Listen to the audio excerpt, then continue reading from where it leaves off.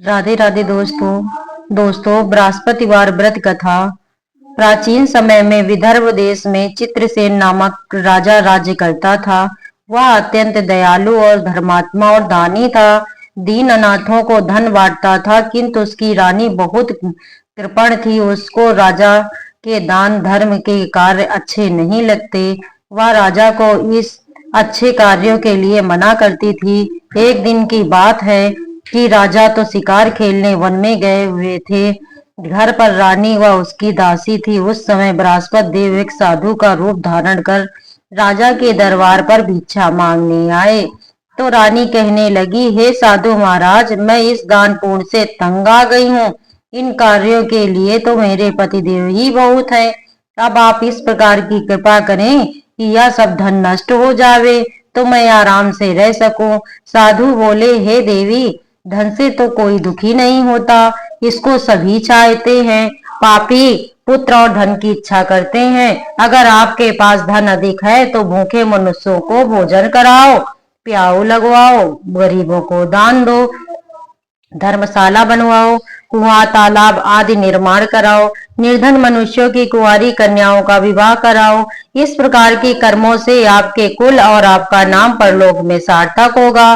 रानी इन बातों से खुश ना हुई, बोली, हे साधु महाराज, मुझे ऐसे धन की आवश्यकता नहीं जिसे दान दूं या किसी को रखने में मेरा सारा समय बर्बाद हो जाए। साधु ने कहा, देवी, तुम्हारी ऐसी इच्छा है तो ऐसा ही होगा। मैं तुम्हें बताता हूँ, वैसा करना। गुरुवार के दिन घर को लीपना, बालों को धोना, राजा से कहना कि बाल बनवाएं, कपड़े धोबी के यहाँ धुलने डालना। इस प्रकार 7 बृहस्पतिवार करने से सब धन नष्ट हो जाएगा। यह कहकर वह साधु महाराज वहां से अंतर ध्यान हो गए। रानी ने साधु के कहने के अनुसार वैसा ही किया। 3 गुरुवार ही बीते थे कि उनका सब धन नष्ट हो गया और वे सब भोजन के लिए तरसने लगे। तब राजा रानी से कहने लगा, तुम यहाँ पर रहो, मैं तुम्हारे देश को जाऊंगा, क्योंकि देश चोरी परदेश भीख बराबर है। ऐसा कहकर राजा तो परदेश को चला गया। वहां जंगल जाता और लकड़ी काट कर लाता और शहर में बेचता। इस तरह वह अपना जीवन व्यतीत करने लगा। इधर राजा उधर रानी और दासी दुखी रहने लगी। किसी दिन भोजन मिलता और किसी दिन जल पीकर ही रह जाती। एक समय रानी और दासी को रोज बिना भोजन के व्यतीत हो गए। तो रानी ने अपनी दासी से कहा, मेरी बहन बड़ी ही धनवान है, तू उसके पास जा और वहां जा करके 10-12 शेर बेझर के ले आ। दासी ने कहा, मेरी बहन, ठीक है, मैं जाती हूँ। रानी की बहन मांग ला, जिससे कुछ समय के लिए गुजर हो जाएगी।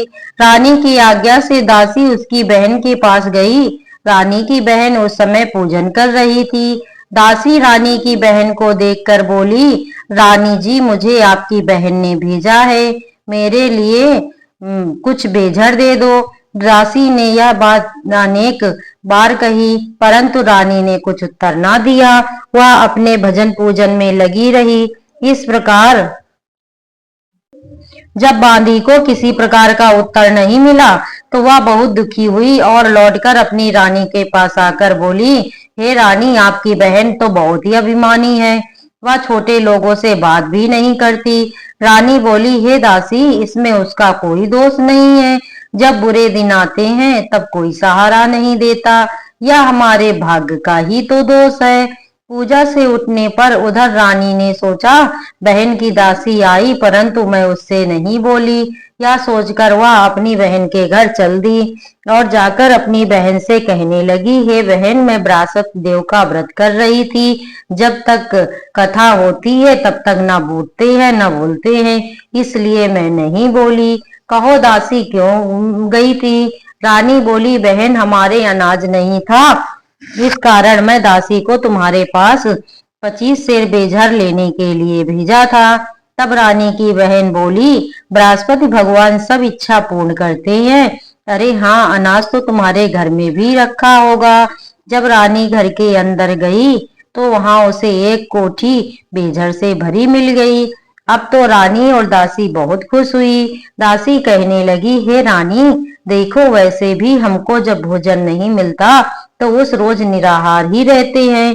इससे व्रत की बुद्धि और कथा पूछ ली जावे तो हम भी यह व्रत किया करें। रानी ने बहन से पूछा कि बहन, बृहस्पति भगवान का व्रत कैसे करना चाहिए। रानी की बहन ने कहा, गुरुदेव के व्रत के से में कहानी सुनकर चने की दाल और मुनक्का आदि से विष्णु भगवान को केले की जड़ में प्रतिष्ठित कर पूजन कर दीप जलाते हैं, पीला भोजन करते हैं। भगवान का गुणगान कीर्तन करने से सभी की मनोकामनाएं पूर्ण होती हैं। तब रानी व दासी ने निश्चय किया कि वे भी बृहस्पति देव का व्रत पूजन किया करेंगी।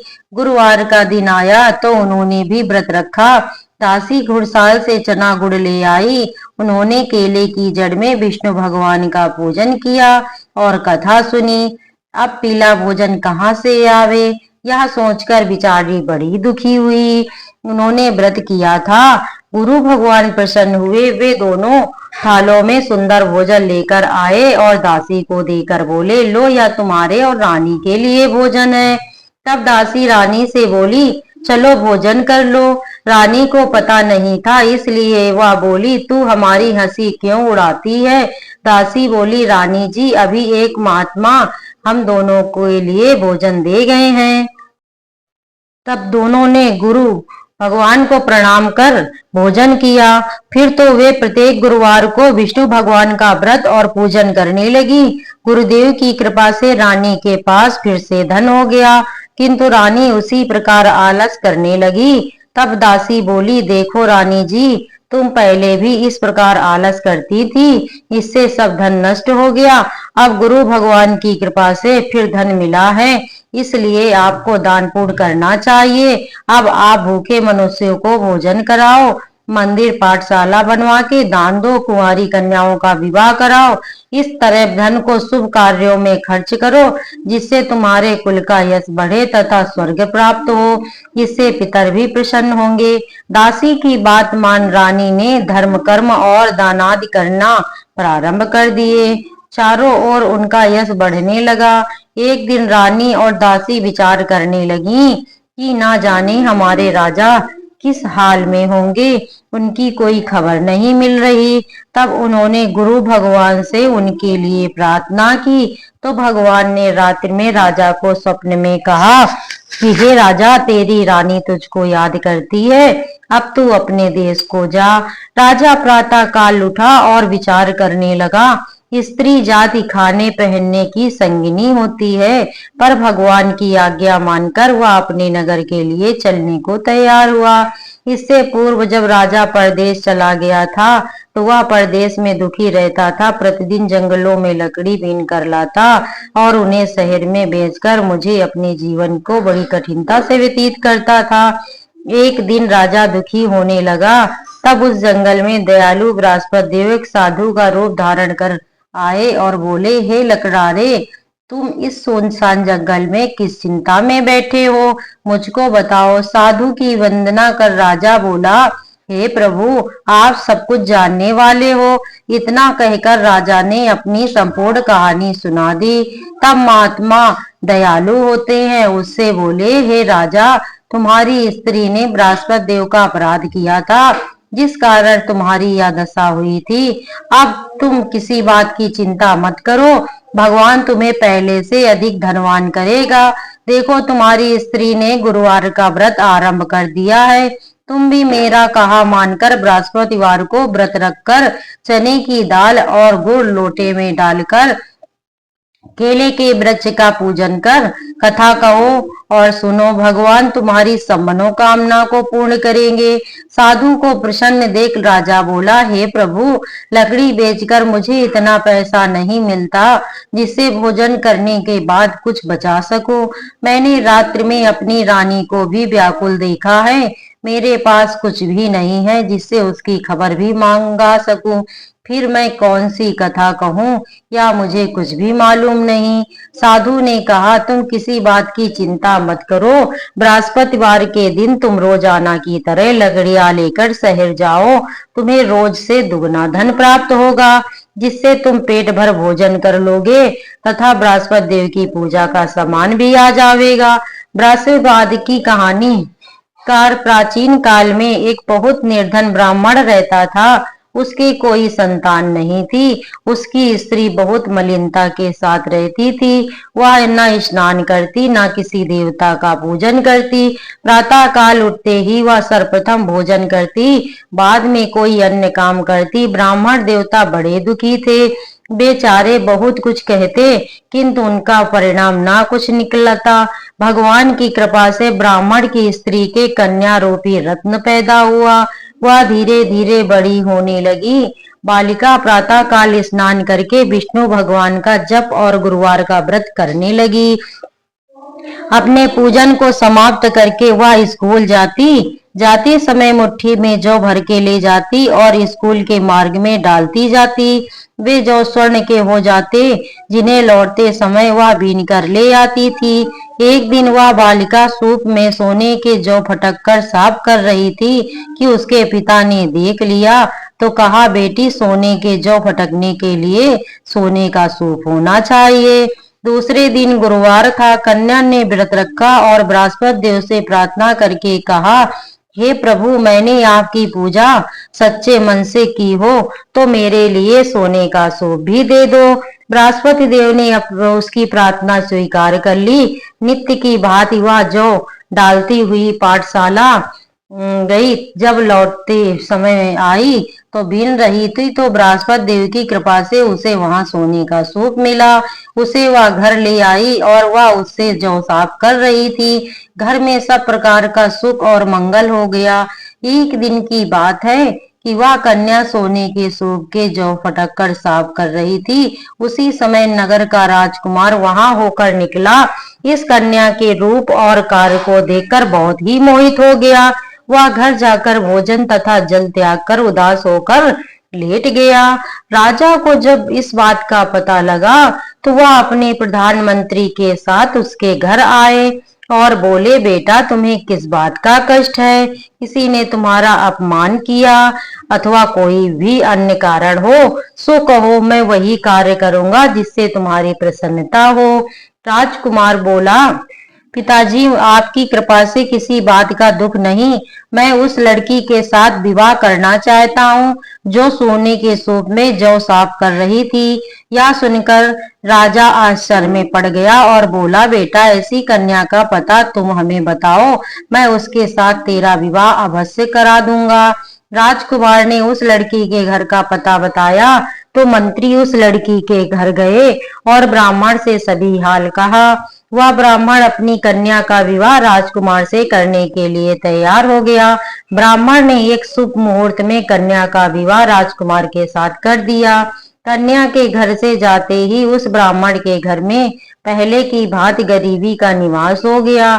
अब भोजन के लिए भी अन्न बड़ी मुश्किल से मिलता। एक दिन दुखी होकर ब्राह्मण देवता अपनी पुत्री के पास पहुंचे और बेटी ने पिता की दुखी अवस्था को देखा तो बहुत सा धन अपने पिता को दिया। इस तरह उस ब्राह्मण का कुछ समय फिर सुखपूर्वक व्यतीत हुआ। कुछ दिन बाद ब्राह्मण फिर अपनी कन्या के यहाँ गया। लड़की बोली, हे पिताजी, आप माताजी को यहाँ लिवा लाओ। मैं उन्हें यह विधि बता दूंगी जिससे सब कुछ ठीक हो जाएगा और गरीबी भी दूर होगी। वह ब्राह्मण अपनी स्त्री को साथ लेकर कन्या के घर पहुंचे तो ये पुत्री अपनी माँ को समझाने लगी, हे माँ, तुम प्रातः काल उठकर इस प्रथम स्नान करके विष्णु भगवान का पूजन किया करो। परंतु उसकी माँ ने एक भी बात नहीं मानी। वह प्रातः काल उठकर अपनी पुत्री के बच्चों का जूठन उठाकर खा लेती और जब उसकी पुत्री पूजा आदि के लिए कहती तो कह देती, मैंने खाना खा लिया है। एक बार गुरुवार के दिन पुत्री ने रात में एक कोठरी से खाने का सभी सामान निकाला और अपनी माँ को उसमें बंद कर दिया। प्रातः काल उसमें से उसे बाहर निकाला तथा स्नान आदि करा के पूजन करवाया। उसके माँ से प्रत्येक गुरुवार को व्रत करने लगी। इस व्रत के प्रभाव से उसकी अज्ञानता का नाश हो गया। बृहस्पतिवार देव के प्रभाव से वह अपने पति सहित सुख भोग कर अंत में स्वर्ग को गई। इस तरह कथा सुनकर साधु देवता सुनाकर वहां से अंतर ध्यान हो गए। धीरे धीरे समय व्यतीत होने पर बृहस्पतिवार का दिन आया। राजा जंगल में लकड़ी काटकर शहर बेचने गया। उसे उस दिन और रोज से ज्यादा पैसे मिले। राजा ने चने की दाल आदि लाकर व्रत किया। अब तो उसके सभी क्लेश दूर होने लगे, परंतु एक गुरुवार का व्रत रखना भूल गया। इस कारण बृहस्पति देव नाराज हो गए। उस दिन वहां के राजा ने विशाल यज्ञ का आयोजन किया था। शहर में यह घोषणा करा दी कि कोई भी मनुष्य अपने घर भोजन ना बनावे, ना चूल्हे में आग जलावे। समस्त जनता मेरे यहाँ भोजन करने आवे। इस आज्ञा को जो ना मानेगा उसको सजा दी जाएगी। राजा के आज्ञा अनुसार शहर के सभी लोग भोजन करके चले गए, मगर वह लकड़हारा कुछ देर से पहुंचा, इसलिए राजा उसको अपने साथ महल लिवा ले गए। जब वह भोजन करा रहे थे तो रानी की नजर खूंटी पर पड़ी, जिस पर उसका हार लटक रहा था। अब हार वहां नहीं था। रानी ने कहा कि मेरा हार इसी मनुष्य ने चुरा लिया है। राजा ने उसको जेल खाने में डलवा दिया। जब राजा जेल खाने में पड़ गया तो विचार करने लगा कि न जाने कौन से कर्म से मेरे लिए यह दुख प्राप्त हुआ है। वह उस साधु को याद करके रोने लगा। तो साधु देव बृहस्पति देव साधु के रूप में प्रकट हो गए और उसकी दशा देखकर कहने लगे, अरे मूर्ख, तूने इस बार बृहस्पति देव का व्रत नहीं किया, इस कारण तेरे लिए ये दुख प्राप्त हुआ है। अब तू चिंता मत कर, बृहस्पतिवार के दिन जेल खाने के दरवाजे पर कुछ पैसे पड़े मिलेंगे, तू सामान मंगाकर व्रत करना। ऐसा ही हुआ। राजा ने कथा कही। उसी रात को बृहस्पति देव ने उस राजा को स्वप्न में कहा, हे राजा, तुमने जिस आदमी को जेल खाने में बंद किया है वह निर्दोष है, उसे छोड़ देना। रानी का हार तो उसी खूंटी पर लटका है। अगर ऐसा नहीं करेगा तो मैं तेरे राज्य को नष्ट कर दूंगा। राजा प्रातः काल उठा और खूंटी पर हार देखकर लकड़हारे को बुलाकर माफी मांगी तथा राजा के योग्य सुंदर वस्त्र आभूषण देकर विदा किया। जब गुरुदेव की आज्ञा अनुसार राजा अपने नगर को चल दिया। राजा जब अपने नगर के निकट पहुंचा तो उसे बड़ा आश्चर्य हुआ। नगर में पहले से अधिक बाग और तालाब, कुएं तथा बहुत सी धर्मशाला, मंदिर बन गए थे। राजा ने पूछा, यह किसका बाग और धर्मशाला है? तब नगरवासी कहने लगे, यह सब रानी और बांदी के हैं। राजा को यह सोचकर बड़ा गुस्सा आया। जब रानी ने यह खबर सुनी कि राजा आ रहे हैं तो उसने अपनी बांदी से कहा, हे दासी, देख राजा हमको कितनी बुरी हालत में छोड़कर गए थे, कहीं ऐसी हालत देखकर कुछ संदेह करके लौट ना जाएं। दासी राजा को अपने साथ लिवा लाई। राजा ने क्रोध करके अपनी तलवार निकाली और रानी से पूछा कि इतना धन तुम्हें कैसे प्राप्त हुआ? तब रानी ने कहा, हमें यह सब धन बृहस्पति देव के व्रत के प्रभाव से प्राप्त हुआ। राजा यह सुनकर बहुत ही खुश हुआ। अब राजा ने निश्चय किया कि वह 7वें दिन तो सभी बृहस्पति देव का पूजन करते हैं, परंतु मैं प्रतिदिन कई बार कहानी कहूंगा। राजा के दुपट्टे में हर समय दाल बंधी रहती थी। वह दिन में 3 बार कहानी कहता। एक रोज राजा ने सोचा, चलो अपनी बहन के यहाँ हो आमे। यह सोचकर राजा घोड़े पर सवार हो अपनी बहन के यहाँ चल दिया। मार्ग में उसने देखा कि कुछ आदमी एक मुर्दे को लिए जा रहे हैं। उन्हें रोककर राजा कहने लगा, अरे भैया, बृहस्पति देव की कहानी सुन लो। वे बोले, लो, हमारा तो आदमी मर गया, इसी अपनी कथा की पड़ी है। कुछ आदमी बोले, अच्छा कहो, हम तुम्हारी कथा सुनेंगे। राजा ने दाल निकाली और कथा कही। तब कथा आधी हुई तो मुर्दा हिलने लगा और जब कथा समाप्त होने पर राम राम करके वह मुर्दा खड़ा हो गया। आगे मार्ग में एक किसान खेत में हल चलाता मिला। राजा उससे बोला, अरे भैया, मेरी बृहस्पतिवाद की कथा सुन लो। किसान बोला, जब तक मैं तेरी कथा सुनूंगा तब तक 4 हरया जोत लूंगा। अपनी कथा किसी और को सुनाना। राजा आगे चला, परंतु राजा के हटते ही बैल पछाड़ खाकर गिर गए तथा किसान के पेट में बहुत जोर से दर्द होने लगा। उसी समय उसकी माँ रोटी लेकर आई। उसने जब यह देखा तो अपने पुत्र से कारण पूछा। बेटे ने सभी हाल कह दिया तो बुढ़िया दौड़ी दौड़ी उड़ घुड़सवार के पास गई और बोली, तुम्हारी कथा मैं सुनूंगी, तुम अपनी कथा मेरे खेत पर चलकर कहना। राजा ने बुढ़िया के खेत पर कथा कही और जिसके सुनते ही बैल खड़े हो गए तथा किसान के पेट का दर्द दूर हो गया। यहाँ से राजा अपनी बहन के घर आ पहुंचा। बहन ने भाई की मेहमानी की। दूसरे दिन प्रातःकाल राजा जागा तो उसने देखा कि सब लोग भोजन कर रहे हैं। राजा ने अपनी बहन से कहा कि ऐसा कोई मनुष्य है जिसने भोजन ना किया हो, वह मेरी बृहस्पतिवार की कथा सुन ले। बहन बोली, हे भैया, यह सभी लोग भोजन करते पहले और बाद में अन्य कोई कार्य करते। अगर कोई पड़ोस में हो तो मैं बुला लाती हूँ, परंतु उसे वहां ऐसा कोई व्यक्ति नहीं मिला जिसने भोजन ना किया हो। राजा के फिर कहने पर वह एक कुम्हार के घर गई जिसका लड़का बीमार था। उसे मालूम हुआ कि उसके यहाँ 3 रोज से किसी ने भोजन नहीं किया। रानी ने अपने भाई की कथा सुनने के लिए कहा तो वह तैयार हो गया। राजा ने उसके घर जाकर बृहस्पतिवार की कथा कही, जिसको सुनकर उसका लड़का ठीक हो गया। अब तो राजा की और व्रत की प्रशंसा होने लगी। एक दिन राजा ने अपनी बहन से कहा, हे बहन, अब हम अपने घर को जाएंगे, तू भी तैयार हो जा। राजा की बहन ने अपनी सास से कहा। सास बोली, हाँ चली जा, परंतु अपने लड़कों को मत ले जाना, क्योंकि तेरे भाई के कोई संतान नहीं है।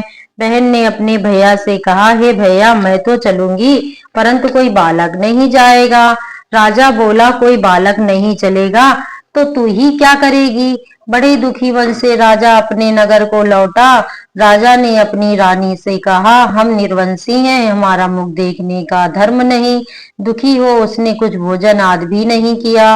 रानी बोली, हे प्रभु, बृहस्पति देव ने हमें सब कुछ दिया है, हमें संतान भी अवश्य देंगे।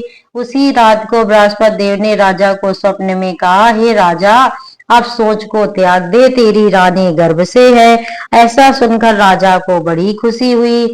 9वें महीने उसके पुत्र पैदा हुआ। राजा बोला, हे रानी, स्त्री बिना कहे नहीं रह सकती, इसीलिए मेरी बहन आवे तो तुम उससे कुछ मत कहना। रानी ने सुनकर हाँ कर दी। अब जब राजा की बहन ने यह शुभ समाचार सुना तो वह बड़ी खुशी से बधाई लेकर भाई के यहाँ आई। तब रानी बोली, मेरी ननद घोड़ा चढ़कर तो नहीं आई, गधा चढ़ के आई। राजा की बहन बोली, भाभी, यदि मैं ऐसा ना कहती तो तुम्हें संतान कैसे मिलती। बृहस्पति देव ऐसे ही दयालु है, अपने भक्तों की मनोकामनाएं पूरी करते हैं। जो सच्चे मन से बृहस्पतिवार का व्रत करता एवं पढ़ता एवं सुनता है और दूसरों को सुनाता है, बृहस्पति देव सदैव उसकी इच्छाएं पूर्ण करते हैं। बोलो बृहस्पति देव की जय।